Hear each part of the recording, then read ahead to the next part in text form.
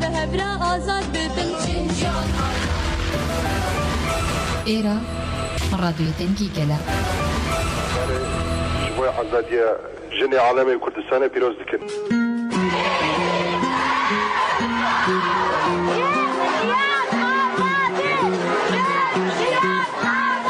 أما شنو دجمني دايكة دجمني أساس أما ناس بكنا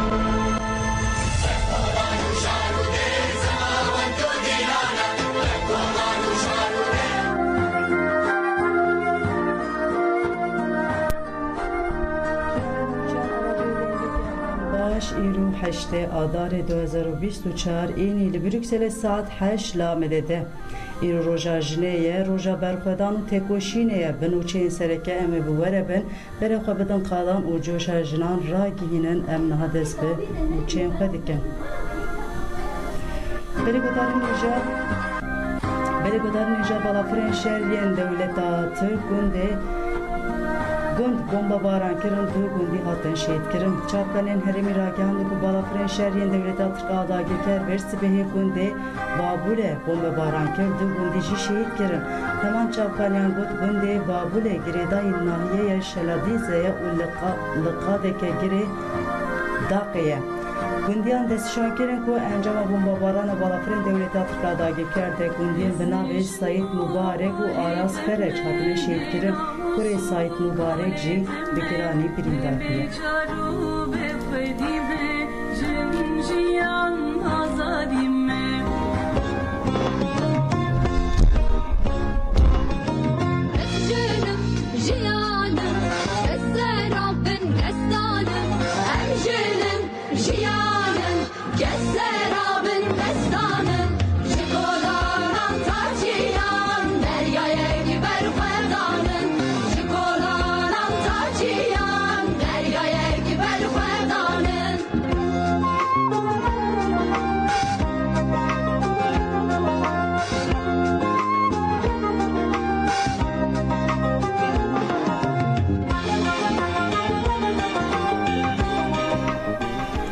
کومل روار پیامک کیجه که کومل روار پیامک شانت و گود ام تکوشینا و وکی تکوشینا خود بینن ام جه هف حز دکن و وکی خوشکن هف بشیار جنجیان آزادی بر به 8 آذار ودچم کومل جنین کردستان کیجه که بونه 8 آذار روزا جنین کتکار این جهانی پیامک ج کومل جنین شورشگر کابل افغانستان روارشان کیجه که پیامل سر مالپر خود به کردی انگلیسی و ترکی وشان پیام و حدث بدیکه هر چقاز امن ولاتن جدا جدیجین امن دیجی همان پرگالی شهر دکن ام تکوشینا و وکی تکوشینا خود بینن و دنا و تکوشینا خود دمشن پیام کیجه که وحد دومه جن و گل دبن و سیستم ده به نفس هاتن اشتن ام ایریشن قرکرنا جنان دکن هدف ایریشن ندیجی توای جواک نرق و خوزاینه کیجه که دوره ایریشن دولتا ترک آداگیر کر این ندیجی شورش اجنه یا روژاوا ببیر دخود بیجه تو ایریش و نکار به راستیا کو 3 سالا 21 و به 3 سالا شورش اجنه راوستینه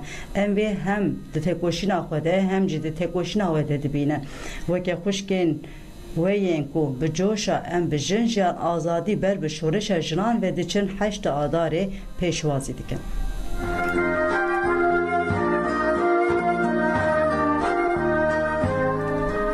Komite zindana PKK paşke çare seri bir ideolojiya rızgariya jine bekane komite zindana PKK u paşke bida xuyani ki 8 adar piroskiro gud jin de her demede bir roleke diroki rabune u riye rastiye hezen hegemon eşkere kirine ve ev rola jine de asla stratejik de benir xandın jiber ku modernite kapitalist jibu jinan her tim zindaneke tarih hava kiriye sistema hegemon vekele Amerika bajarı New York'e 129 ne jinin berxweder yên di greva birçîbûnê de li fabrîka şewtan din her dem jinin pêşeng kirine armanc.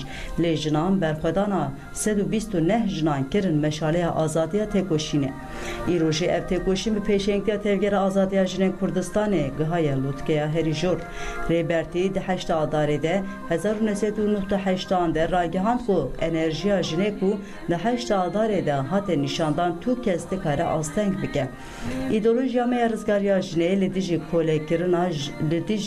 kolekirina jinê ye. Jin xwe berpirsê hêza xwe xwedî îradeya û xwedî sekneke ser bixwe ye. Êdî ne tene 8 Adarê dibe her roj hemû yên jinan be. Komîteyê destnîşan kir ku di sed sala 21 de îdeolojiya ku krîza sîstemiya civakê dikare çareser bike, îdeolojiya rizgariya jinê ye. İdeolojiyên bi serweriya mêr nikarin bersivê bidin pirsgirêkên civakî. Faşizm AKP MHP dibin navê plana têkbirinê de di şerê li dijî tevgera azadiya Kurdistanê de bi rengeke cidî têkçûye. Ji bo têkçûna xwe bide rawastandin sê li her cûre kiryarên bi ahlaqî didin. Rêbera Po bi berxwedana İmraliyê re pêşengiya bi heybet ji her qat û çepera têkoşînê re dike. Li zindana nigel Ewqaz êriş û hovîtiyê ji bo pengava azadî ji Abdullah Öcalan re çareserî ji pirsgirêka Kurd re di 27 mijdarê de dest bi greva birçîbûnê kirin û çalakî bi biryardarî dewam dike. Çawa ku gerîla li çeperên şer li tunelan li çayên Kurdistanê li ser xeta fedayî li ber xwe didin, hevalên me yên li zindanan jî li ser xeta fedayîtiyê û birehî hevala sakîne cansız li ber xwe dide. Dayîkên me jî bi nûbetên adaletê destekek Kurd didin têkoşîna me. Divê em û herkes bi dilsoziya bi rêbertî re li her qada lêne bi hemû hês enerjî dane hev potansiyela xwe giraniyê bidin serkeftina pengavê. Hêjayî birxistinê ku girtiyên siyasiyên girtikên Bakurê Kurdistan û Tirkiye ji bo azadiya fîzîkî ya rêber Abdullah Öcalan û çareserkirina pirsgirêka Kurdbiriyên demokratîk û rakirina têcîdê di 27 mijdarê dest bi greva birçîbûnê demkî û dorveger kiribûn. Çalakiya girtiyên azadiyê di roja sed û sisiyan de devam dike.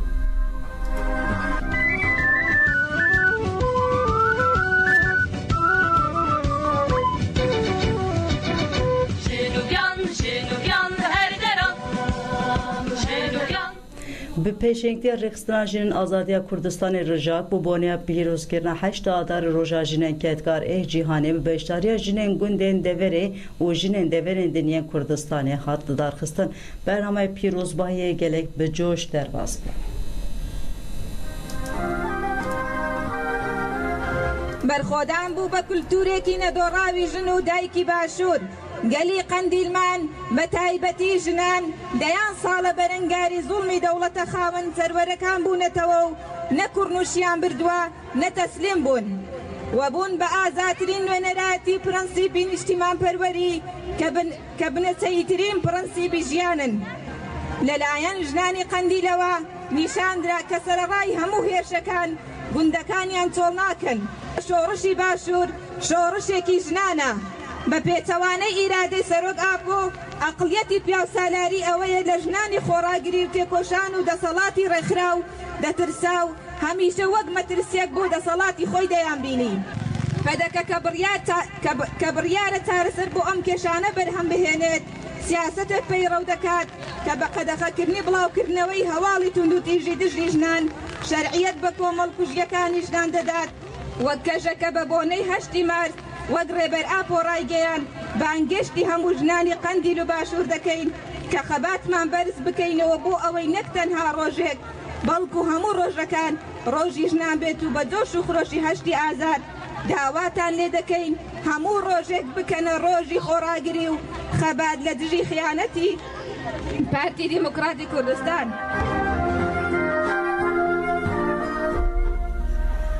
Li Qandîlê êrişên dewleta Tirk hatin şermezarkirin ji bo şermezarkirina êriş û dadgeriyên dewleta Tirka dagirker dû êvarê li binarê Qandîlê meşeke girseyî hat didarxistin. Me ji gundê Mered û destpêker heta goristana Şehîd Golan û Şehîd Simko dewam kir.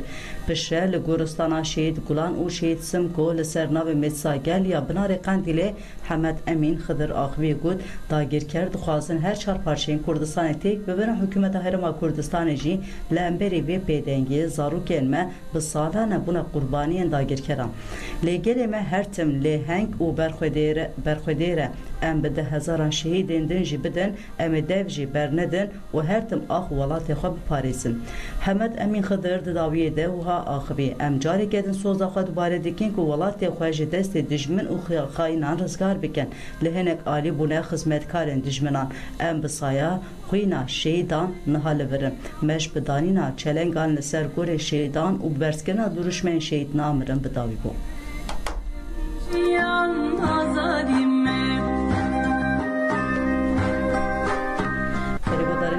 Ji Rûştatê Kurdistanê jî peyama dayikên aştî hene li bajarê Sinê bi sedema 8 adarê dayikên aştî li hev civiyan. Roja jinê di serî de li rêber Apo li malbatên şehîdan li gerîla li girtiyan û li jinên têkoşar pîroz kirin. Dayikan vê rojê bi taybetî li Zeynep Celaliyan ku li zindana Yêzdê de girtiye pîroz kirin û ev peyamdan. Wê têkoşîna jin jiyan azadî dawî li pergala serdest a zaliman bîne û xwestin têkoşîna ji bo azadiya fîzîkî a rêbera Po werê gêşkirin.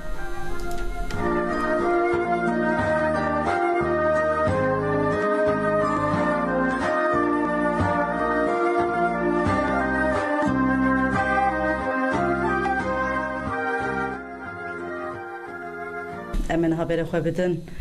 Em haberê xwe bidin Elihê Batmanê Gülistan Sönük navzêta hevşaredariya Batmanê bi me re ye. Heval Gülistan dem baş? Ben baş, qewet dijberim. Gelek spas dikin ji were ji qewet pê bijin jiyan azadî ber bi 8 adarê ve roja we pîroz be. Sağ ben roja me tava pîroz be. Heval Gülistan jî Bakurê Kurdistanê yani taybetiye Elihê 8 adarê peyamekê çawa bidin. Kerem bikin em wê godar dikin. Bele yani rastî ve îsalê her izlede êriş li ser îrada jinê hate kirin hem ben ji aliyê pergalê ve hem ji aliyê hişmendiya mêrane ve êriş zêde hatine kirin wê carê heştê adarê taybetî li Êlihê û her wekî din li Bakurê Kurdistanê bersivekî herî xurt ji qadin heştê adarê were dayîn wek hûn dizanin heştê adara îsal dikeve pêvajoya hilbijartinê jî ji bo ji ber vê jî ji bo me jina wateya heştê adara îsal hinekî cuda ye ji ber ku em jin bi rihê heştê adarê ber hilbijartinekî ve jî diçin û em ê bersiva xurt ya ku îradeya jinê naz nake ya ku dixwaze jinê bifetsîne di nava çar dîwaran em ê bersivekî xurt li qadên heştê adarê jî bidin. Ev hefteyek dawiye bi xebatên hilbijartinê re xebatên heştê adarî tê meşandin kelecana jina û bendawariya jina ya heştê adarê jî gelekî ez dikarim bêjim ku ev wek bazda rojê ku li her deverî xebatên heştê adarê têne kirin û li her derê hemû bajar bi rengê jinê hatine xemilandin îro jî qadên mîtînga rengê jinê hatine xemilandin kelecanekî pir mezin heye em xwe jî pir kelecanî ne em dibêjin gelo wê îsal heştê adarê çawa derbas bibe. Bele heval Gülistan bawerim bername ve bername 8 adarê saat dexan dest pê dike newsa? Belî Tamam. Em serkeftine dixwazin dibêjin qewet pê gelek spas. Saf bin gelek spas qewet be.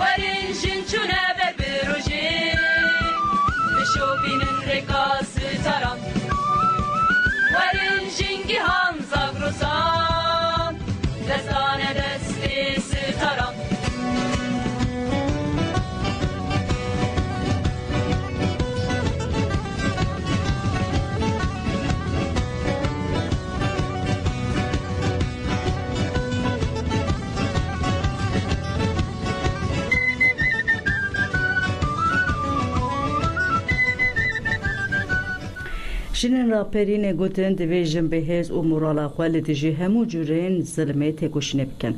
Jinên îdarê raperîn ya girêdayî Parêzgeha Silêmaniyê di 8 Adarê de bank li jinan kirin û gotin divêjin li dijî her kesê ku êrişî jinan dikin gefan li jinan dixwin têkoşînê bikin.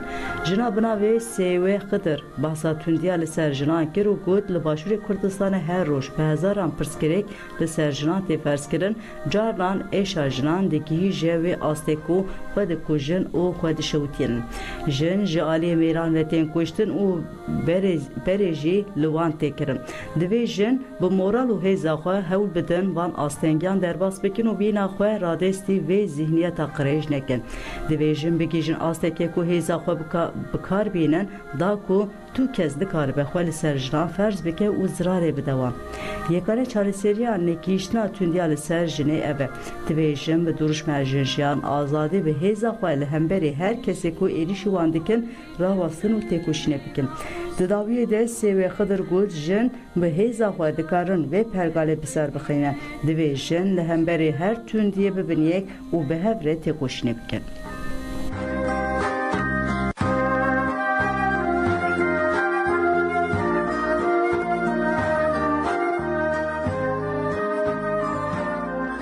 Azadiya jinan azadiya fikri û perwerdeyê çalekvanan jin û mafê mirovan ya Bajarê Silêmaniyê Medya Abdullah derbarê jinan û girîngerola wan di civakê de ji roj nivîsrakivê got azadiya jinê azadiya fikir û wijdan raman perwerdeyê ne tene azadiya fîzîkî û cilûbergan e. Divê jin girîngiyê bidin perwerdeya rewşenbîrî û rêxistiniyê. Jin tenê nîvê civakê nîne ew pêşengên hemû civakê ne û dikarin bibin hêza teşekkürina çand zaman û sisteme biguherînin. Medya diyarkir ku 8 Adarê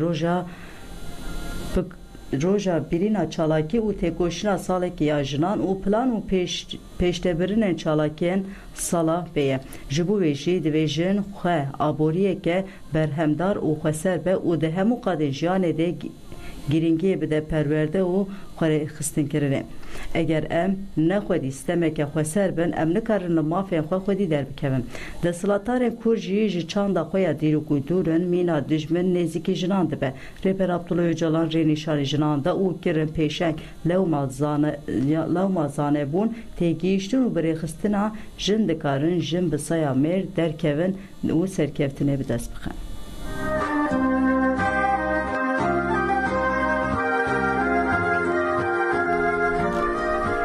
Jinên Afrînê gotin 8 Adarê roja têkoşîna li dijî desthilatdariyê endama Komîteya Perwerdeya Meclisa Navçeya Ehdaz rûşansin û hevseroka Meclisa Navçeya Refînê İlfet Henan û Koordînasyona Kongresdara Kampa Serdem Medya Mihemed ji bo 8 Adarê canê feraxivîn. Rûşensin û 8 Adarê li hemû jinan pîrozkir û got jinên Kurd bi saya Rêber Abdullah Öcalan bûne xwedî felsefe û îrade. Îro jî jina Kurd meşalê 8 Adarê hilgirtinê û pêşengiya jinên cîhanê re dike. 8 Adarê roja serhildanê lê jinên Kurd her roj di serhildanên da û em ê sersala 21 bikin sersala jinê. İlfet heman jî got 8 Adarê destpêke piştî derketina fikrê Rêber Apok û giranî da azadiya jinan jin bûne xwedî îrade û parastina xwe ya cevherî hava kirin. Bi fikra Rêber Apok encamên dîrokî hatine bi destxistin û meşa jinên Kurd ya azadiyê dewam dike. Medya Mihemed jî 8 Adarê li hemû jinan û Rêber Apok pîrozkir û got 8 Adarê ji bo me rojeke pîroz e. Jin li dijî zihniyeta desthilatdar û faşîst di cîhanê da dikevin kolan û serî heldedin. Divê alî de Rêber Apok jî tîne zimha ku heta jin azad nebe civak azad nabe. Li ser vê esasî bareke mezin li ser milê me jinan e heta ku em bigîjin azadiyê em ê têkoşîna li dijî desthilatdariya mêrê kujer bidomîne.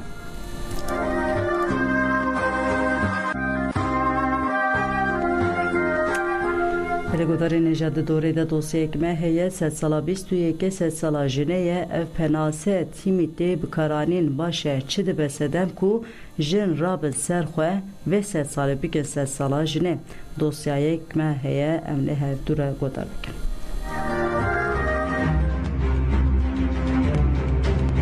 Ev demek dirêje tevgera azadiya jinê pênasiyê sed sala 21 sed sala jinê gotû pêş dike.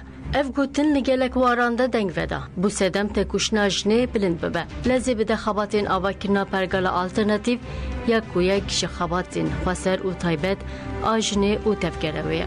Geloçima 100 sala 22 100 sala jineya û nîşaneyên vê çine. Gel pergala kapitalîst axwe dispêre mêr ku ev 5000 salin heye were analîz kirin dêbê dîtin. Bêka ji ber vê pergalê jin çi qas hatine kuştin û qetil kirin. Pergala dijminên jineya bê ku pergalên nû yên desthilata mêr û jina kuleçêk e ne gengaza xwe bidomîne. Ji ber vê lazim e li hemberî zext û pêkûtiyê timî berxwedana li ser esasê azadiyê jin hebe.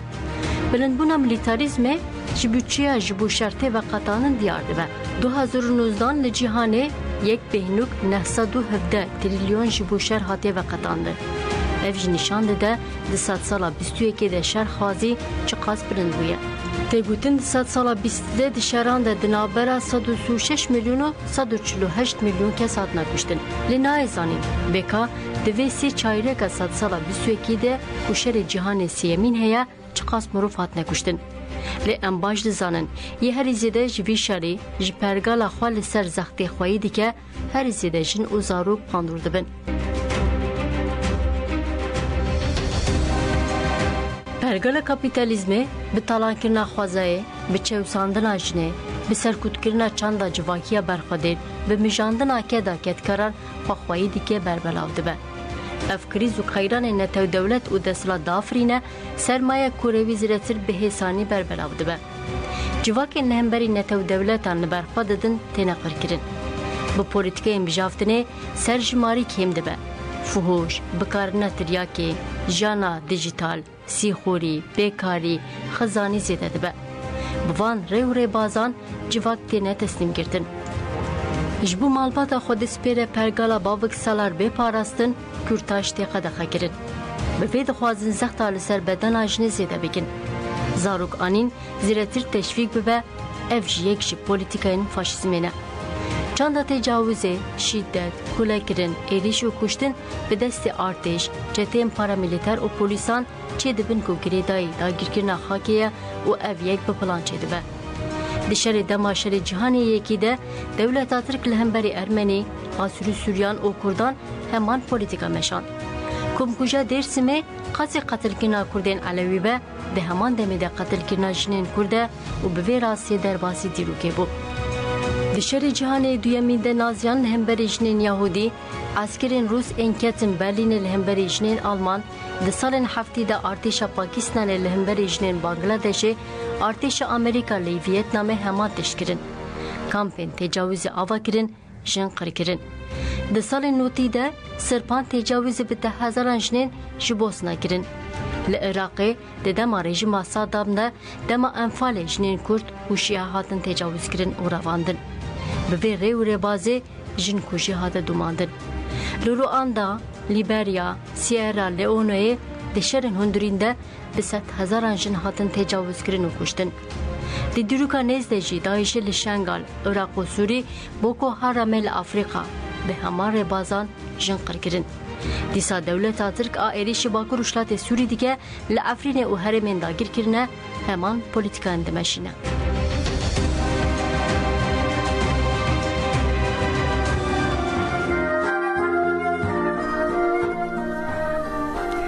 Welatiyên Hewlêrê diyar kirin ku pêwîst e Kurd bi hevreda xwaz azadiya rêber û celan bikin. Welatiyên Hewlêrê derbarê têcît û azadiya fîzîkî rêber Abdullah Öcalan de ji Rojnî Siraqewîn û gotin pêwîst e gelê Kurd bi yek dengî de xwaz azadiya fîzîkî rêbera po bikin.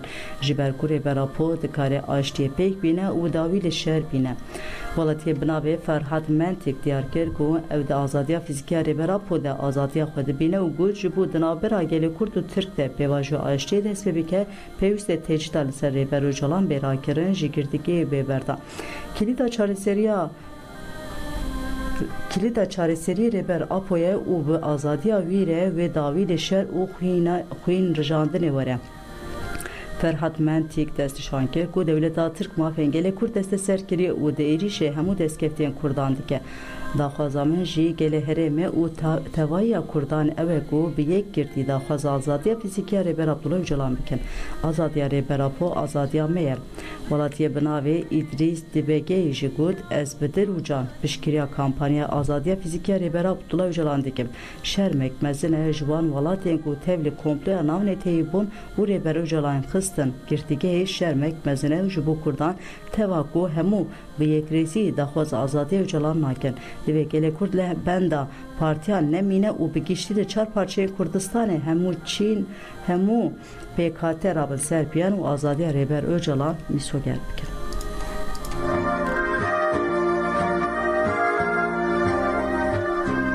Çalakirek û parêzvanên Barzanî êrişî wê kirin gilî kir. Şaxê wan taha diyar kir ku xwişka wî Cîhan Taha mamoste bû dayika du zarokan bû li Hewlêrê bi awayekê guman jiyana xwe ji desta. Ew weke malbat ji mirina xwişka min bi gumanin ew hate kuştin. Şexa wan taha diyar kir ku hemû serlêdanên wan ji aliyê desthilatdariya PDK hatiye redkirin û lêkolînek lêpirsînek jî hatiye pêkanîn. Ji bo ku ez hesabê mirina xwişka xwe bipirsim dema Mesrûr Barzanî di 29 Sibatê de serdana Amerika kir ez jî hatim Washingtonê. Lê parêzvanên Mesrûr Barzanî êrişî min kirin min jî giliyê êrişkaran kir. Şaxewan taha diyar kir ku ji ber bersiv daxwazên malbata wan nehatiye dayên xizmên wan yên li Amerîka jî gelek caran li ber qesra spî çalakî kirine. Xizmên me di wan çalakiyan de tevî wêneyên xwişka min Cîhan Taha wêneyên şerwanî yên li zindanê PDK'de ye û rojnamevan Zerdeş Osman ku hate şehîdkirin jî hildan.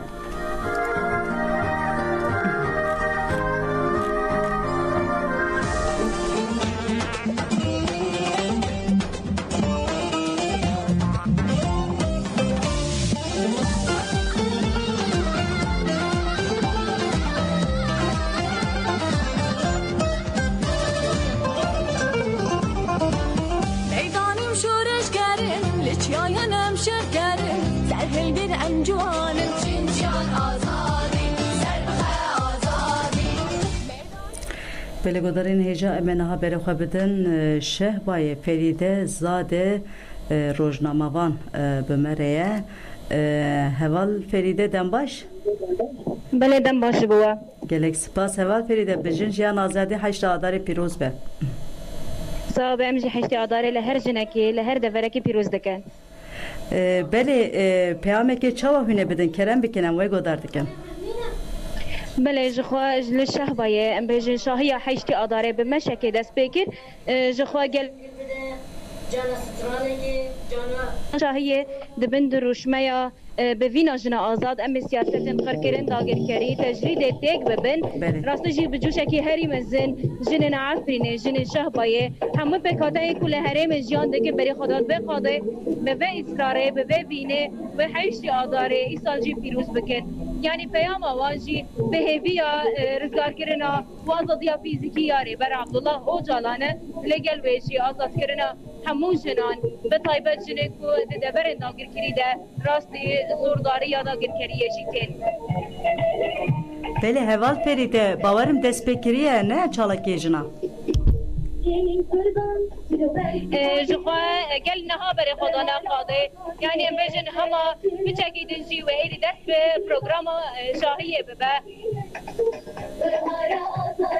Belê gelekî jî denk tê baş e Heval Ferîde Zade em ê jî bişopînin em ê hewl bidin em dîsa saetên demin pêş de em dîsa berê xwe bidin Şehbayê çê dibe? Belê. Belê bawerim deng ta ji ber qarabalıqê deng jî zêde naçe. Heval Ferîde Zade em gelek spas dikin dîsa em dubare dikin heşta adarê we pîroz be dem baş. Belê em jî gelek spas dikin û carekê din heştê adarê li we pîroz dikin.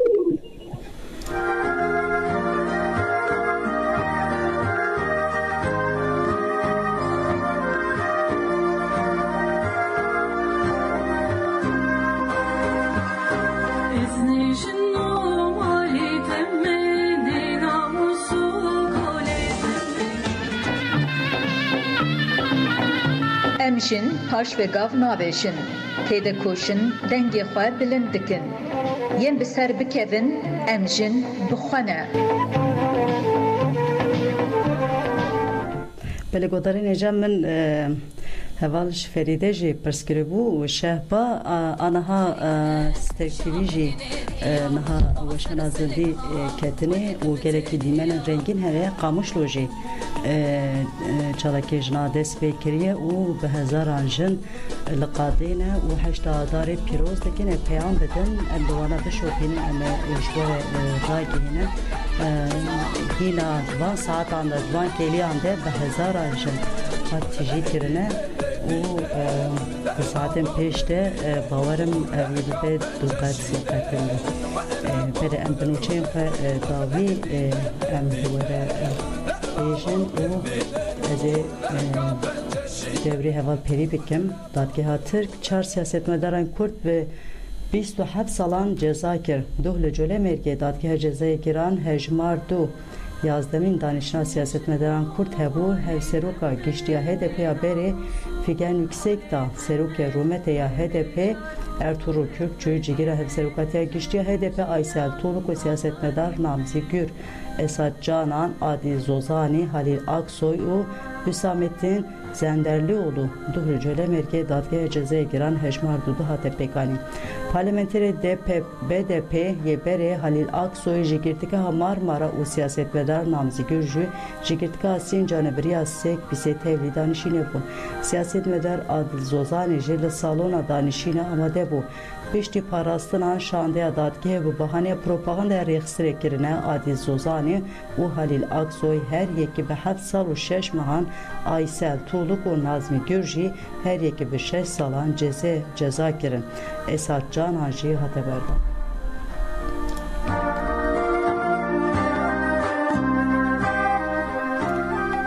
Belgodarên hêja menûçeyên vespê pêşkêş kirin di serê saetê hevalê min perî bi were bê anha dem baş xatirê wan.